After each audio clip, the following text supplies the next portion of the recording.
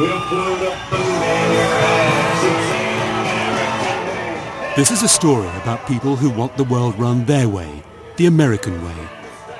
American preeminence is a fact. People who believe American power is there to be used. We're very unabashed about using American force. Who are talking about a new world war. They will say, "You make us very nervous."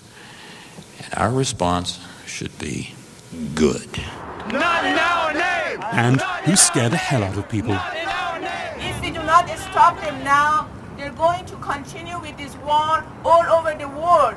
Peace right now! Sometimes they are really terrifying in the way they think, the way they would like to shape the world. It's like a gang, it's like mafia. They'll take on everyone. It's a story of people who stick together. It's real, fundamental love and power. Okay, guys. Though to outsiders, they can be a mystery. How is it that these people, gained such influence so quickly? They call themselves neoconservatives, right-wing thinkers whose dreams of a new American century have become George Bush's foreign policy. The President of the United States, on issue after issue, has reflected the thinking of neoconservatives.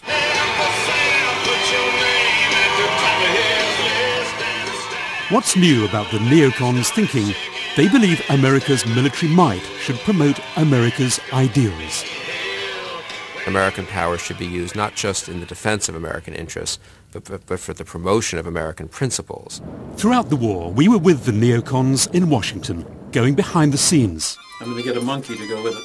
Finding out what makes them tick. I'm a student of Machiavelli. I wrote a book on Machiavelli. And I know the struggle against evil is going to go on forever. And what the neocons have in store for us now. We're going to have to bring down a series of regimes who are the sponsors of a network of various terrorist organizations. Syria, Saudi Arabia, Iran, North Korea, and then there's Libya. Tonight, will America's superhawks drag us into more wars against their enemies?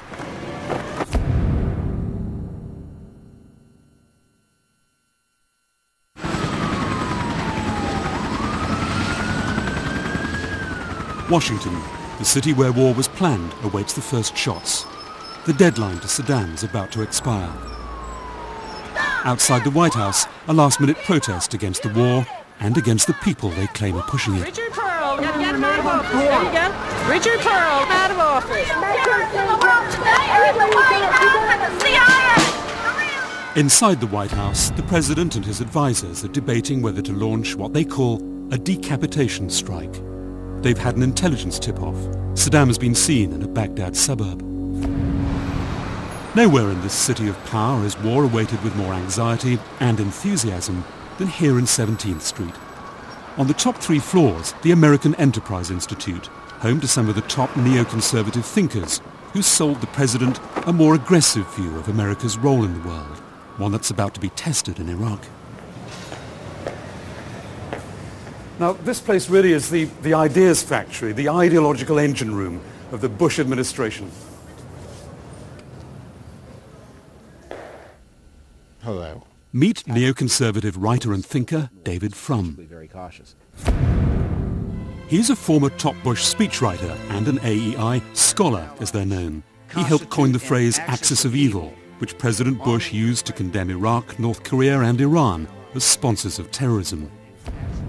David Frum left to write a book about a president he says is sometimes ill-informed but makes the right decisions. President Bush gave the axis of evil speech 13 months, 14 months ago. So this is being done deliberately. Like everyone in the AEI, David Frum is waiting to hear whether war against the first country in his axis of evil has finally begun. And when we hear the news later this evening or tomorrow morning, what do you think you're going to feel or think? I'm going to feel, when I hear that news, I'm going to pray, as we all do, for the success of American arms. I'm going to pray for low casualties on all sides, for the swift overthrow of this dictator. I'm going to feel some fear, of course, because people are in danger. They are in harm's way. But mostly I'm going to feel confidence, because I think the war is just. I think America's going to win. I think the whole West is going to benefit. You guys, is a full lit, a rich and Put him on RAM 1, yeah. My fellow citizens, at this hour, American and coalition forces are in the early stages of military operations to disarm Iraq, to free its people, and to defend the world from grave danger. On my orders... The neocons may have helped inspire the war, but they also inspire suspicion in Washington. They're hawks, and they've had those plans set out for quite a while, I believe. To me, it seems like there's another agenda that we're not really privy to with all of this, and that is what concerns me most. Washington's most neocon paper churns out the story. The war's begun, and so perhaps is the neoconservative way of running the world. You must see this as an important moment for you, that there's something at stake for you neoconservatives here. Sure. There's a lot at stake. Our ideas are being put to the test. We are aware of the fact that we are influencing the lives of millions of people with our ideas. Our ideas are being tested.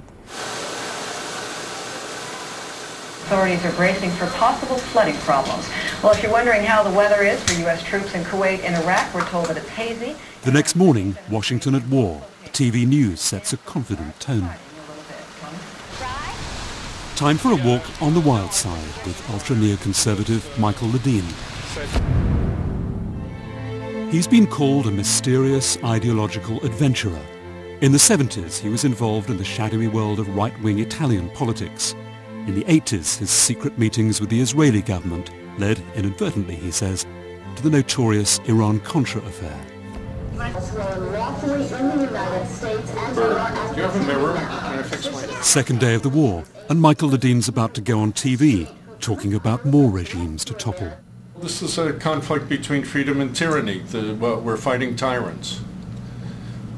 I believe that if the tyrants are removed, that there'll be a great deal more peace and chances for peace in the Middle East. And the tyrants, if you can name names. Iran, Iraq, Syria, and Saudi Arabia are the big four, and then there's Libya. There's a North Korean problem, too, that we'll have to deal with, although that's not directly related to the Middle East, except insofar as North Korea's helped them. You can't solve all problems, I grant that. I mean, I'm a student of Machiavelli. I wrote a book on Machiavelli. And I know the struggle against evil is going to go on forever. Could you give me a mic check, please?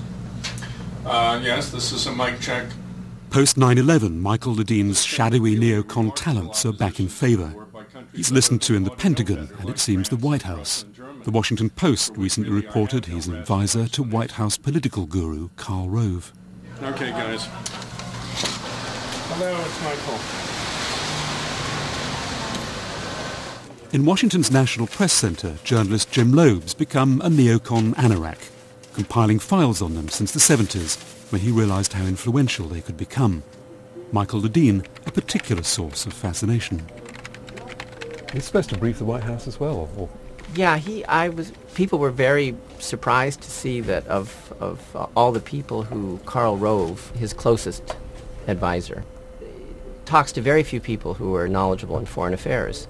Very few, like a handful. But one of them is Michael Ledeen. And, that would be cause for sleepless nights for many people, I would think.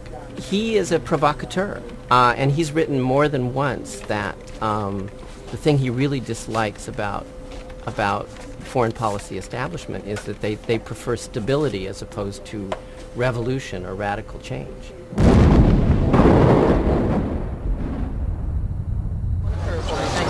Keep the line, folks. Keep the line, folks. Why are we here? Stop the war! Why are we here? Stop the war! Why are we here? Stop the war! Why are we here? Stop the war! Why are we here? Friday morning, key neoconservatives gather at the American Enterprise Institute to explain to the world the neocon view of the war. It's what they call a black coffee briefing. Michael Ledeen's here to insist Iraq must be part of a campaign to bring democracy to the Middle East. The neocons say democracies don't harbour international terrorists. Also here, the man who's been called the neocons' political godfather, Richard Perle. He's the former Reagan official who's now a key figure on the Pentagon's Civilian Advisory Board. Over 100 diplomats and reporters crowd in to get their inside and often unguarded views. I don't think we're vindictive. I really don't. Richard doesn't think Americans are vindictive. Well, I hope he's wrong. And your thoughts on how it's going? Well, it's going well. It's premature to say it's over. It isn't over. It's hard to overestimate the American Enterprise Institute's influence. Ladies and gentlemen, the President of the United States.